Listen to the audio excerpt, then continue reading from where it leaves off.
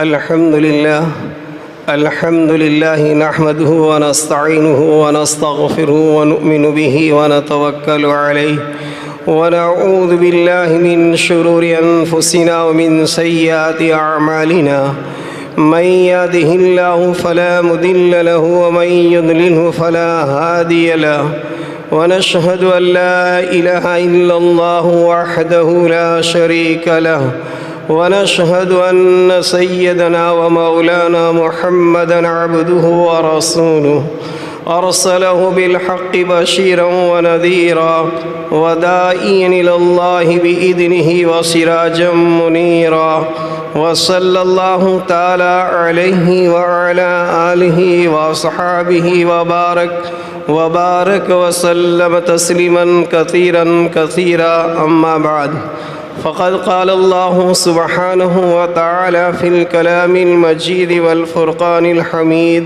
أعوذ بالله من الشيطان الرجيم بسم الله الرحمن الرحيم وقضى ربك ألا تعبدوا إلا إياه وبالوالدين إحسانا إما يبلغن عندك الكبر أحدهما أو كلاهما فلا تقل لهما أف ولا تنهرهما وقل لهما قولا كريما واخفض لهما جناح الذل من الرحمة وقل رب ارحمهما كما ربياني صغيرا وقال تعالى ووصينا الإنسان بوالديه إحسانا حملته أمه كرها ووضعته كرها وحمله وفصاله 30 شهرا وعن أبي هريرة رضي الله تعالى عنه قال رجل يا رسول الله من أحق بحسن صحبتي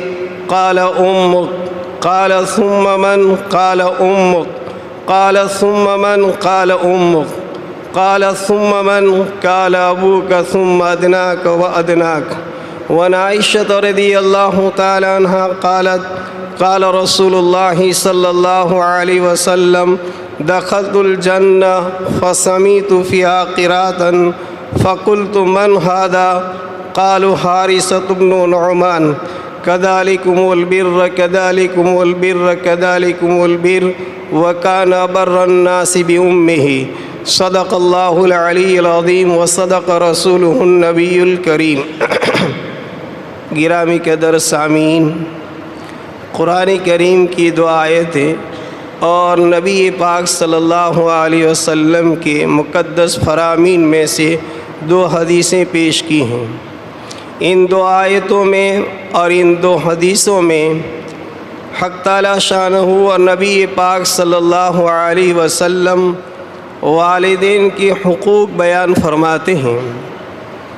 ان والدین میں سے بھی ماں کا مقام اور مرتبہ ان آیت اور ان احادیث میں زیادہ بیان کیا گیا ہے، اس لیے مناسب یہ ہیں کہ والد اور باپ کے حقوق سے پہلے ماں کی کچھ حقوق اور ماں کی فضیلت کا ذکر کر دوں۔ حق تعالی شانہ وعم نوالہ نے دنیا کے اندر جتنی مخلوقات پیدا فرمائی ہیں، ان تمام مخلوقات میں رحم کا، شفقت کا، مہربانی کا، پیار کا اور محبت کا مادہ رکھا ہے۔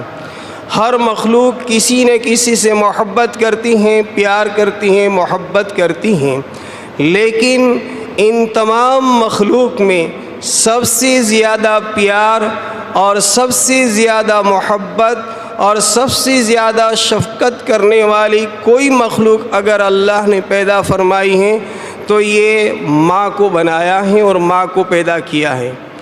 دنیا میں ماں سے زیادہ نہ کوئی محبت کر سکتا ہے اور نہ کوئی شفقت کر سکتا ہے اور نہ کوئی پیار کر سکتا ہے۔ پھر ماں کسی بھی جنس سے ہو، کسی بھی قوم اور برادری اور کسی بھی مخلوق سے ہو، حتیٰ کہ جنگل کے زہریلے جانور ہوں یا یہ ہیں کہ جنگل کے درندے ہوں یا پھاڑ کھانے والی کوئی اور مخلوق بھی ہوں، اگر نر اور مادہ ہیں تو اس نر اور مادہ میں ماں سب سے زیادہ محبت اور شفقت کرتی ہیں۔ آپ نے دیکھا ہوگا درندوں میں چیتا، شیر وغیرہ ہیں، اگر ان کی مادہ اور ماں شیرنی ہے، اگر اس کے بچے ہیں اور بچے کے قریب اگر کوئی جائے گا تو یہ بچے کی شفقت اور محبت اور پیار میں دوسری مخلوق پر حملہ کرے گی اور اس کو پھاڑ کھائے گی، لیکن اپنی اولاد پر شفقت اور محبت اور پیار کرے گی اور اس کو چومے گی، چاٹے گی اور شفقت سے اپنی گود میں رکھے گی۔ لیکن اور انسان کی قسم سے یا اور کوئی جانور کی قبیل سے اس بچوں کے پاس آتا ہے تو ماں فوراً حملہ کر لیتی ہے۔ درندوں کی بات تو الگ ہے، اگر کمزور سے کمزور مخلوق بھی ہو اور اگر ان کے بچے ہوں اور کوئی اس بچے کو ہاتھ لگاتا ہے تو بچے کی محبت میں اور بچے کے پیار میں یہ کمزور قسم کی ماں ہو پھر بھی یہ طاقتور انسان پر حملہ کر لیتا ہے، چاہے پھر وہ بلی ہو، چاہے کتے کے قبیل سے ہو، چاہے وہ پرندے کے قبیل سے ہو۔ الغرض ماں وہ مامتا ہے اور ماں وہ پیار اور محبت کا سنگم ہے کہ ماں جتنی محبت اور ماں جتنی شفقت دنیا میں کوئی نہیں کر سکتا ہے۔ جب ماں اتنی شفیق ہیں، اتنی مہربان ہیں اور اتنی پیار کرنے والی ہیں تو عزیزو دنیا میں ماں سے زیادہ کسی کے حقوق بھی نہیں ہو سکتے ہیں۔ حق تعالی شانہ عم نوالہ نے قرآن کریم میں جہاں اپنا حق واجب بیان کیا اور حق واجب بیان کرنے کے بعد فوراً ماں کا حق بیان کیا، والدین کا حق بیان کیا، اس لیے اللہ کے حقوق اور نبی پاک صلی اللہ علیہ وسلم کے حقوق کے بعد سب سے زیادہ حق اور سب سے زیادہ اطاعت اور فرمانبرداری کا حکم ہے وہ ماں کا ہے۔ اسی لیے قرآن نے کہا وَقَضَىٰ رَبُّكَ أَلَّا تَعْبُدُوا إِلَّا إِيَّاهُ وَبِالْوَالِدَيْنِ إِحْسَانًا، تیرے پروردگار نے یہ فیصلہ کر لیا ہے، یہ حکم سنا دیا ہے اور یہ واجب طور پر کہا ہے کہ اللہ تعبدوا الا ایاہ، کہ دنیا میں اگر پرستش کے، پوجا کے اور عبادت کے کوئی قابل اور کوئی لائق ہیں تو صرف یہ واحد ذات اللہ کی ہیں۔ اور پھر فرمایا کہ اللہ کے حقوق کے بعد وَبِالْوَالِدَيْنِ إِحْسَانًا، اپنے والدین کے ساتھ اچھا سلوک کرو، والدین کے ساتھ اچھے برتاؤ سے پیش آؤ، والدین کی اطاعت کرو اور والدین کے ساتھ اتنی اطاعت اور اتنی فرمانبرداری کرو کہ اگر کوئی لفظ زبان پر اونچے آواز سے اگر تم نکالو گے تو یہ بھی ماں باپ کے سامنے حرام ہے۔ فرمایا اما یبلغن عندک، کہ اگر تیرے پاس تیرے ماں باپ میں سے دونوں یا دونوں میں سے کوئی ایک عمر کی حالت میں پہنچ جائے، بڑھاپے کی حالت میں پہنچ جائے، فلا تقل لہما اف ولا تنہرہما، تو ماں کے سامنے اور باپ کے سامنے تم اف تک بھی مت کہو۔ اف کا مطلب کیا؟ اگر ماں باپ کو بلند آواز سے تکلیف ہوتی ہے، اونچے آواز سے تکلیف ہوتی ہے اور اس کے سامنے لفظ اف کہنے سے بھی ماں ناراض ہوتی ہے تو فرمایا فلا تقل لہما افن، تم ان کو اوہ بھی مت کہو۔ ہماری زبان میں کیا ہے تو آپ دیکھیں یہ عربی کا لفظ ہے، جیسے کبھی اگر والدہ نے بلایا، ماں نے بلایا اور اونچے آواز سے یوں کہا ہوں، تو یہ لفظ ہوں جو ہے یہ بھی حرام ہے، یہ بھی کبیرہ گناہ ہے۔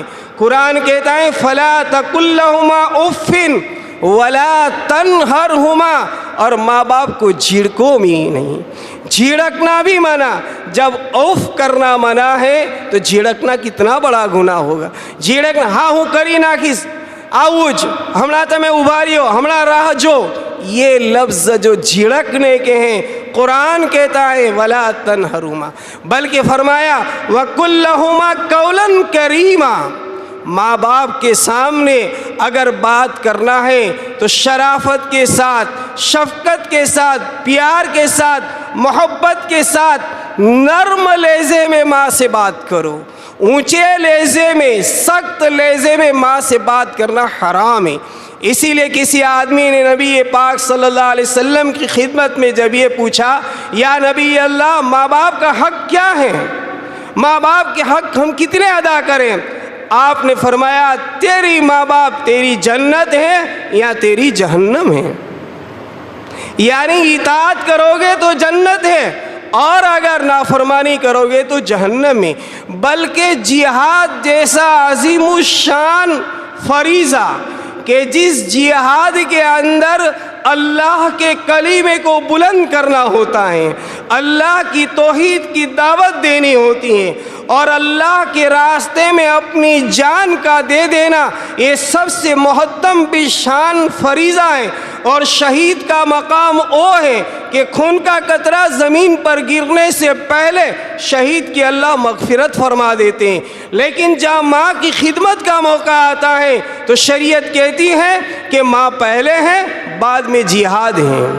حضرت معاویہ فرماتے ہیں کہ میرے والد صاحب حضرت جاہیمہ نبی پاک صلی اللہ علیہ وسلم کی خدمت میں حاضر ہوئے اور عرض کرنے لگے یا نبی اللہ میں چاہتا ہوں کہ جہاد میں جاؤں اور کفار کے سامنے اپنے جسم کو پیش کر دوں، توحید کی دعوت دوں، کلمہ کو پیش کروں، اگر وہ نہ مانے میں قتال کروں، میں جنگ کروں، یہاں تک کہ میں شہید ہو جاؤں، تو میں آپ کی اجازت کے لیے آیا ہوں، آپ مجھے حکم دیجئے اور اجازت دیجئے کہ میں جہاد میں جاؤں۔ آپ نے فرمایا ٹھیک، آپ کی والدہ زندہ ہیں؟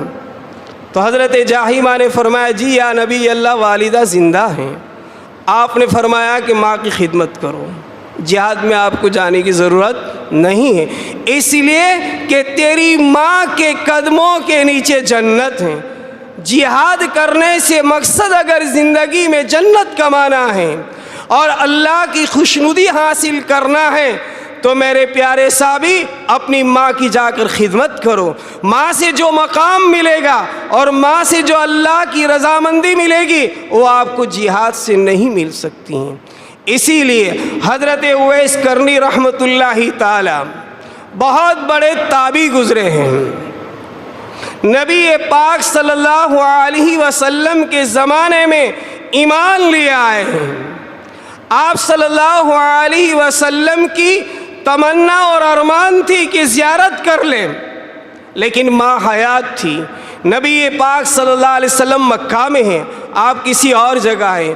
حضرت اویس کرنی چاہتے تھے کہ میں نبی اللہ کی زیارت کر لوں، اللہ کے نبی کا دیدار کر لوں تاکہ میری آنکھیں ٹھنڈی ہو جائے، لیکن چونکہ ماں ضعیف تھی، ماں حیات تھی، ماں کی خدمت کا تقاضا تھا۔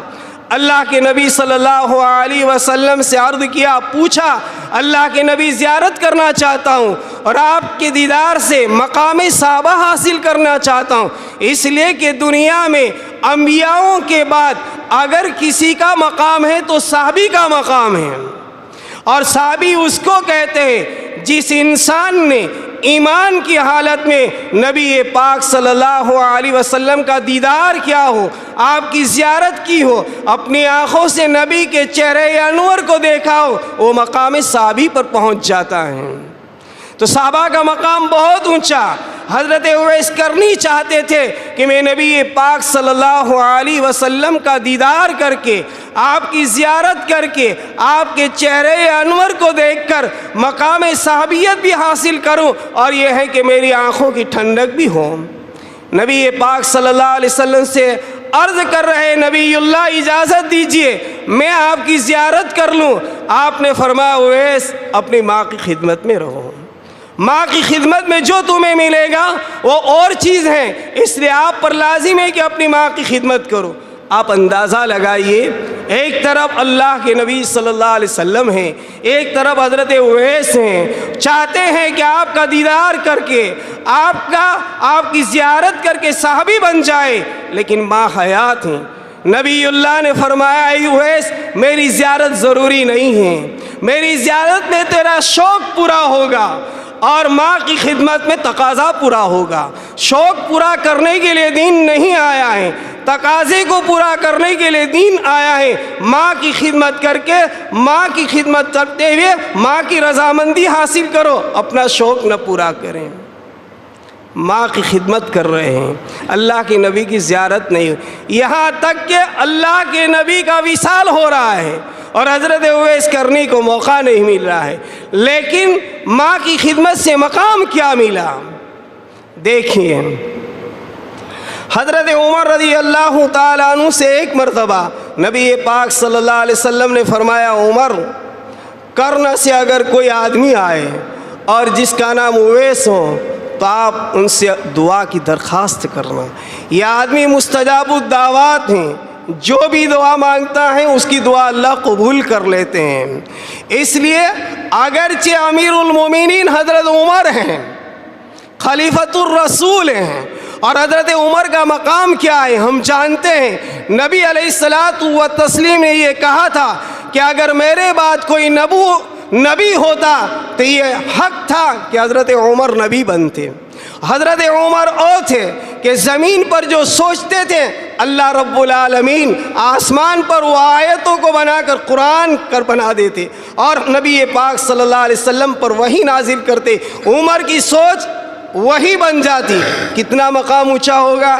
لیکن جب دعا کا وقت آیا اور دعا کی قبولیت کا وقت آیا تو نبی اللہ کہتے ہیں، عمر کرن سے ایک آدمی آئے گا جس کا نام ہوگا اویس، اگر وہ حج کے موقع پر ملاقات ہو جائے تو آپ ان سے دعا کا کہنا، یہ اللہ کا وہ بندہ ہے کہ اللہ سے جو بھی مانگتا ہے اللہ ان کی لاج رکھ لیتے ہیں اور ان کی زبان کے جملے کو رد نہیں کرتے ہیں، عمر اس سے دعا کا کہنا۔ جب حضرت کرن سے کوئی قافلہ آتا اور کوئی قبیلے والے آتے، کوئی گروپ والے آتے، حضرت عمر حج کے موقع پر پوچھتے کہاں سے آنا ہوا، لوگ بتاتے کرن سے آتے ہیں، فرماتے کیا کوئی اویس نامی آدمی بھی ہیں، فرمایا نہیں۔ کئی قافلے آ گئے، ایک قافلے میں ایک مرتبہ حضرت اویس کرنی رحمۃ اللہ تعالی آئے، جب قافلے والوں سے پوچھا تو فرمایا کہ کیا تمہارے اندر کوئی اس نام کا آدمی ہے، فرمایا کہ جی ہاں ہیں۔ حضرت عمر رضی اللہ تعالیٰ عنہ نے ملاقات کی اور نبی پاک صلی اللہ علیہ وسلم نے جو حلیہ بتایا تھا، جو صورت حضرت اویس کرنی رحمۃ اللہ تعالیٰ کی بتلائی تھی، وہ صورت کو دیکھا، مینوان وہی صورت ہے، وہی حلیہ ہے۔ حضرت عمر فرماتے ہیں، اویس آپ اپنی دعا میں مجھے یاد رکھنا اور مجھے اپنی دعاؤں میں نہ بھولنا۔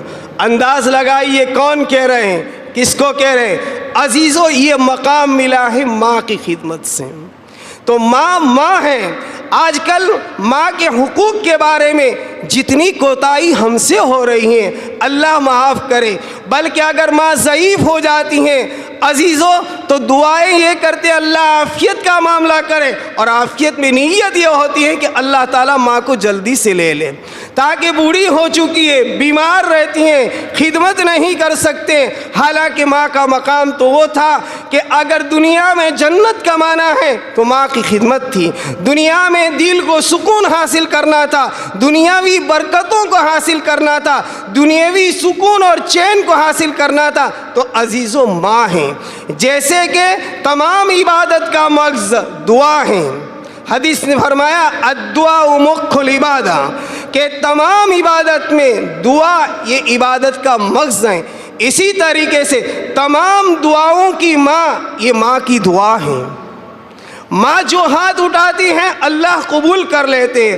حضرت بایزید بستامی رحمۃ اللہ تعالی پیدائشی ولی ہے، پیدائشی ولی ہیں، اللہ کے بہت بلند پائے کے ولی ہے، لیکن مقام حضوری حاصل کرنا چاہتے تھے۔ مقام حضوری ولایت کا ایک مقام ہے، مختصر اس کو یہ سمجھو کہ ہر وقت اللہ نگاہ میں رہے، اللہ کی زیارت ہو رہی ہو، یعنی ہر وقت انسان کا نفس ایسا بن جائے گویا میرے سامنے اللہ حاضر ہے۔ اس مقام کو مقام حضوری کہتے ہیں۔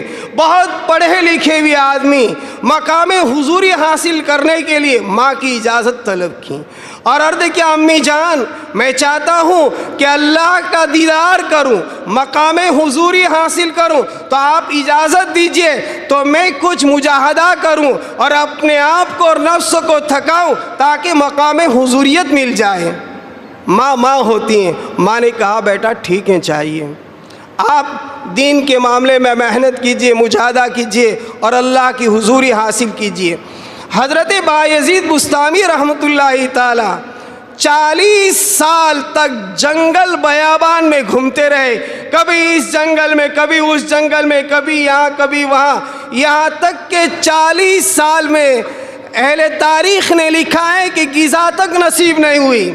درختوں کو پتے کھا لیتے تھے، پانی پی لیتے تھے، اس میں اپنا گزارا کر لیتے تھے، روزہ رکھتے تھے، بس وہی مل گیا تو روزی اور افطار کر لیا، کبھی جنگل کے پتوں کو چبا لیا، کبھی جنگل میں سے پانی مل گیا، پانی پی لیا، پورے جوانی کے عالم میں گئے ہیں، 40 سال ہو گئے ہیں، بڑھاپا آ گیا۔ ایک مرتبہ جنگل جا رہے تھے، ایک قریب بستی سے گزرے تو دیکھا کہ یہاں جنگل بھی ہے اور بستی بھی ہے، معلوم کیا تو وہ بستی بستان تھی، تو کہا کہ یہاں تو میری والدہ کا مکان ہے۔ معلوم نہیں مجاہدہ کرتے کرتے 40 سال گزر گئے ہیں اور ماں کی ملاقات نہیں ہوئی ہے، ہو سکتا ہے کہ مکان دیکھ لوں، ماں حیات ہو تو ملاقات ہو جائے، اور اگر حیات نہیں ہے تو دعا کریں گے۔ اس غرض سے شہر میں تشریف لائے، گھر پہنچے، رات کا وقت تھا،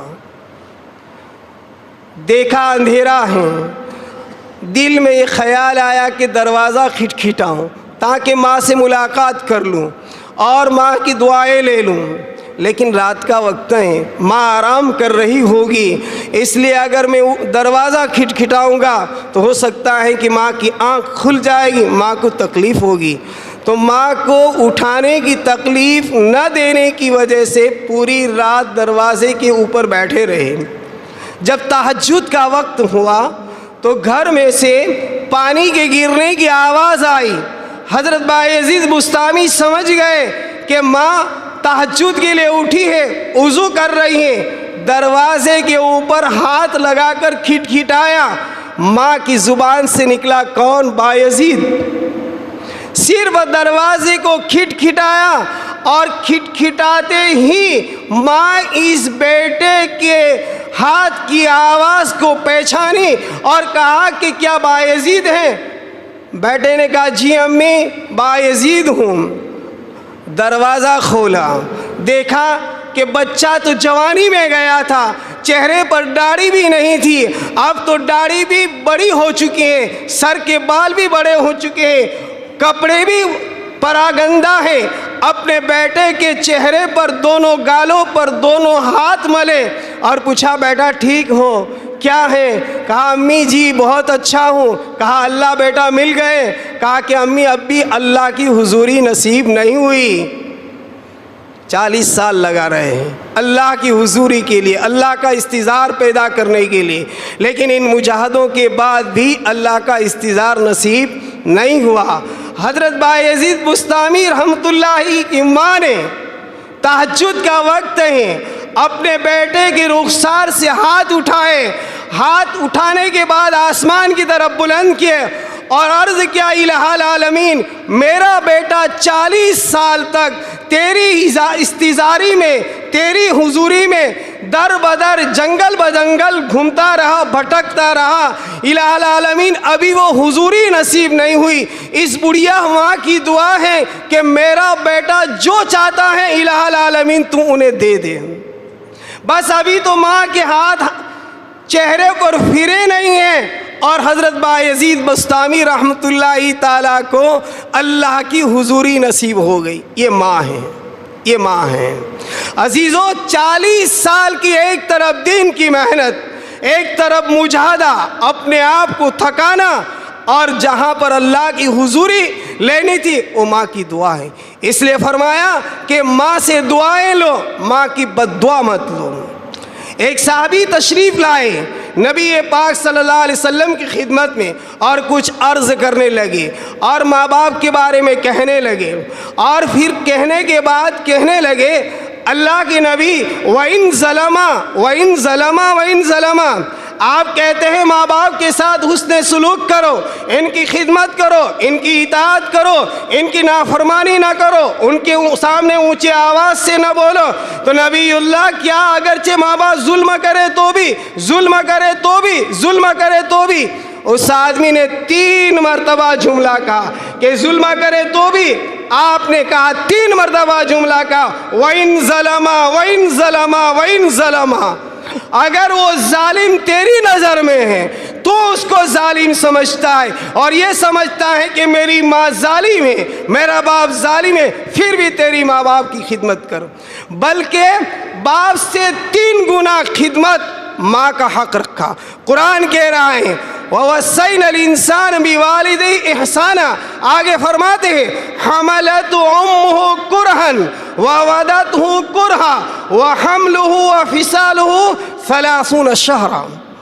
اللہ تاکید کرتے ہیں، وصیت کرتے ہیں. وصیت کا مطلب آخری بات جو ہوتی ہے، ہم ماں باپ کے مرنے سے پہلے جو بات ماں باپ کہتے ہیں اس کو وصیت سمجھتے ہیں. اللہ تاکید کرتے ہیں کہ والدین کے ساتھ احسان کرو. اس کے بعد ماں کا حق بیان کرتے ہوئے فرماتے حملتہ امہ کرہن. تیری ماں نے اپنے پیٹ میں تجھے مشقت در مشقت اٹھایا، 9 مہینے تک تجھے ایسا پیٹ میں رکھا، اور اس کی تکلیف وہ تھی جو ناقابل برداشت ہی نہیں، ناقابل بیان بھی ہیں. تو گویا 3 درجے ماں کے بیان کیے حقوق کے. انشاءاللہ آئندہ اس پر بات کریں گے. اللہ رب العالمین ہمیں بھی اپنے والدین کا مطیع اور فرما بردار بنائے. دیگر یہ کہ گھانچی سماج کی طرف سے اعلان ہے، ہماری مائیں بہنیں بیٹیاں آوارہ جگہوں پر جاتی ہیں اور غلط کاموں میں مبتلا ہو جاتی ہیں، جس سے مسلمان کی اور قوم کی اور سماج کی بدنامی بھی ہوتی ہیں. تو گزارش ہے سماج کی طرف سے کہ اپنی ماں بہن بیٹی اور اپنی مستورات کو ادھر ادھر جگہوں پر نہ بھیجیں. حالات نازک سے نازک چل رہے ہیں. عصمت دری کے ساتھ ساتھ ایمان کا بھی بڑا خطرہ ہوتا ہے، اس لیے اس پر توجہ اور دھیان دے. اللہ ہم سب کو عمل کرنے کی توفیق نصیب فرمائے. وآخر دعوانا الحمد.